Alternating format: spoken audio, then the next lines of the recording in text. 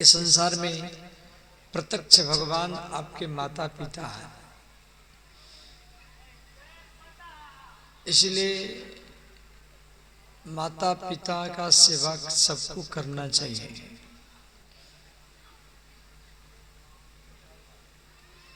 जिसको अपनी माता पिता में भगवान दिखाई नहीं देता है, उसको मंदिर में कैसे भगवान दिखाई देगा।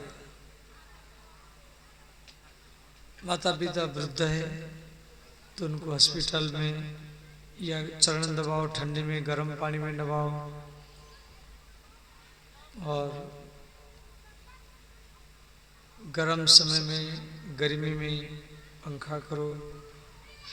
कभी लैट्रिन बाथरूम में तो दरवाजा के पास सजग रहो, खड़े रहो।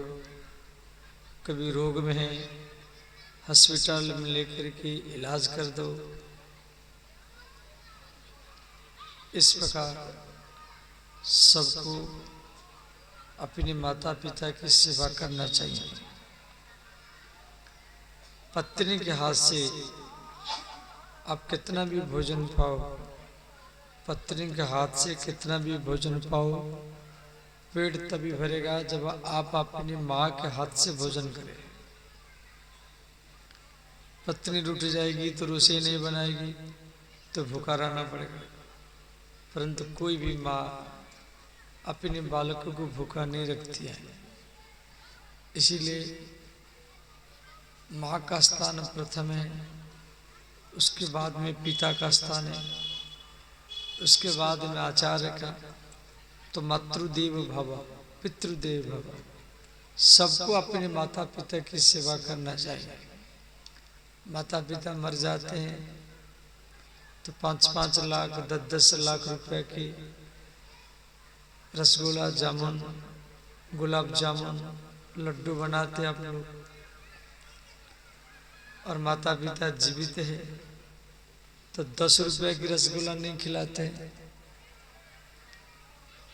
तो जीवित अवस्था में भी खिलाओ, मरने के बाद में भी खिलाओ।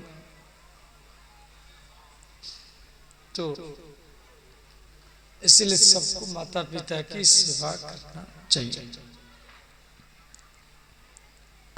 श्रीमद् भागवत में कुछ महाभारत का प्रकरण भी दिया गया है, ध्यान देना। श्री नारद जी, भगवान व्यास 17 पुराण लिखने के बाद में उस सरस्वती नदी के किनारे में उदास में बैठे हैं। वहां पर नारद जी आए।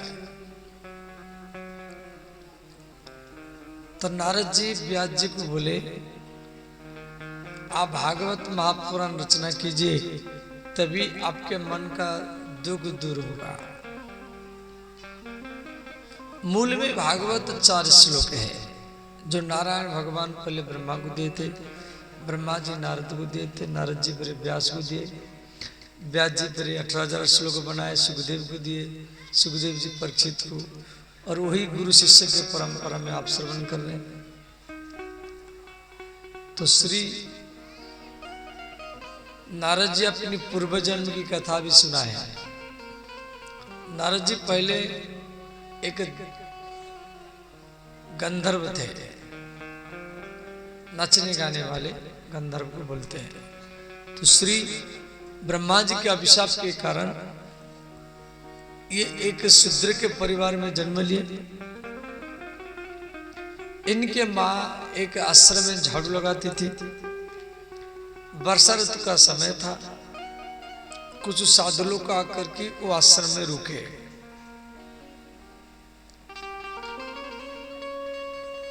नारद जी उन साधुओं के पास बैठना, सत्संग करना, तिलक करना, और श्री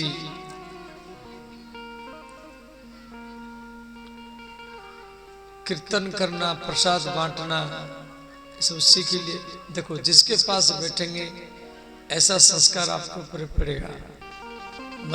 मदिरा पीने वालों के पास बैठेंगे आप भी मदिरा पिएंगे, ताश खेलने वालों के पास बैठेंगे आप भी ताश खेलेंगे, भागवत में बैठेंगे आप भी भगवान को प्राप्त करेंगे।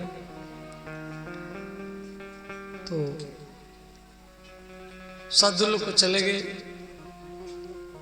तो नारद जी को साधुओं का वियोग सताया। साधुओं के पास में रहकर कि इस शालिग्राम का पूजा भी सीख ली। शालिग्राम भी कई प्रकार के होते हैं। जिस शालिग्राम में चक्र का चिन्ह हो वो केशव शालिग्राम है, धनुष का चिन्ह हो तो श्री राम शालिग्राम है, बंसी का चिन्ह हो तो श्री कृष्ण शालिग्राम है, फरसा का चिन्ह हो तो परशुराम शालिग्राम है, त्रिशूल का चिन्ह हो तो शंकर शालिग्राम है। शालिग्राम को भी शिवलिंग बना सकते हैं, समझ गए। शालिग्राम शिवलिंग रूप में आप पूजा करेंगे तो शालिग्राम का भोग भी आप ले सकते हैं। जिस शालिग्राम में त्रिशूल का चिन्ह हो, चक्र का चिन्ह दोनों हो, उसको हरिहर शालिग्राम कहा जाता है। और शालिग्राम की पत्नी तुलसी है। तुलसी शालिग्राम जब भी सुलाएंगे तो तुलसी अवश्य रखना चाहिए। और शालिग्राम प्रत्यक्ष भगवान है। भगवान नारायण शालिग्राम के रूप में, देवी लक्ष्मी तुलसी के रूप में सबके घर घर में वो विराजमान है। देखो तुलसी तो सबके घर में होना चाहिए और ये हमारा हिंदू का पहचान है। हिंदू का पहचान क्या है?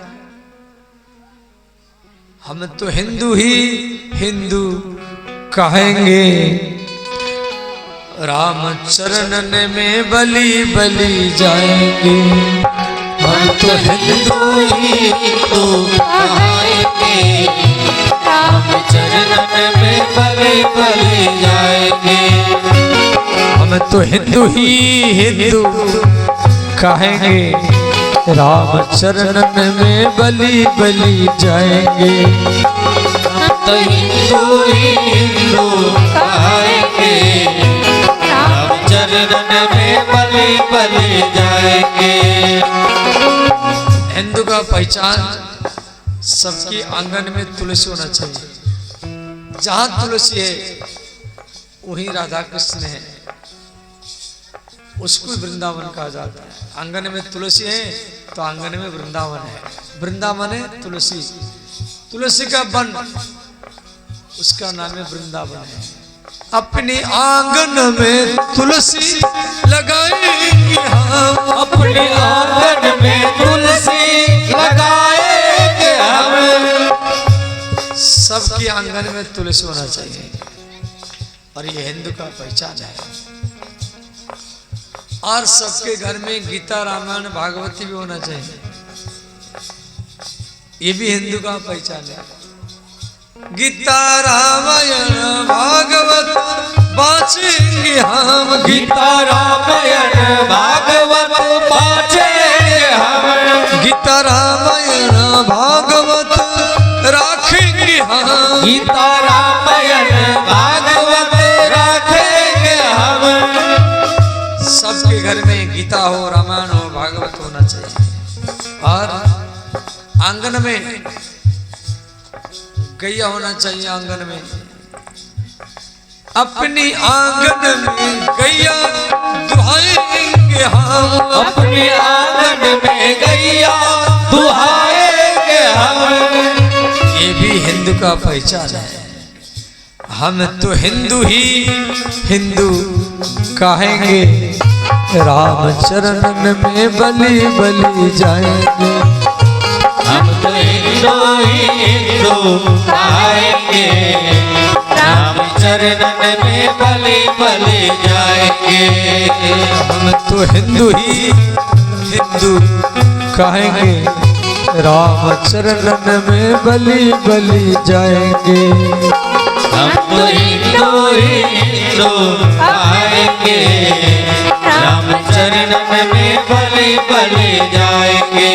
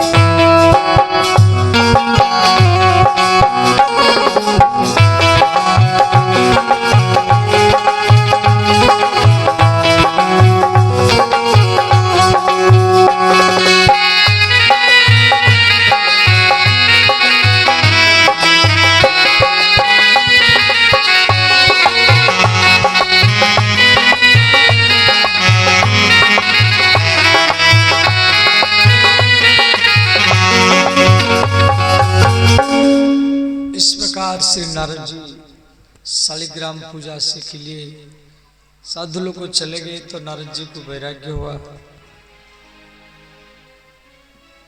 जैसे बेटी ससुराल को चली जाती है तो घर खाली खाली लगता है, ऐसे साधु लोग जब चले जाते हैं तो गांव खाली खाली लगता है। तो नारद जी को वैराग्य हुआ, वो हिमालय की तलाट में जाके तपस्या किए। तो आकाशवाणी हुआ, नारद इसी जन्म में आपको हमारा दर्शन नहीं मिलेगा, आपको और एक बार जन्म लेना पड़ेगा।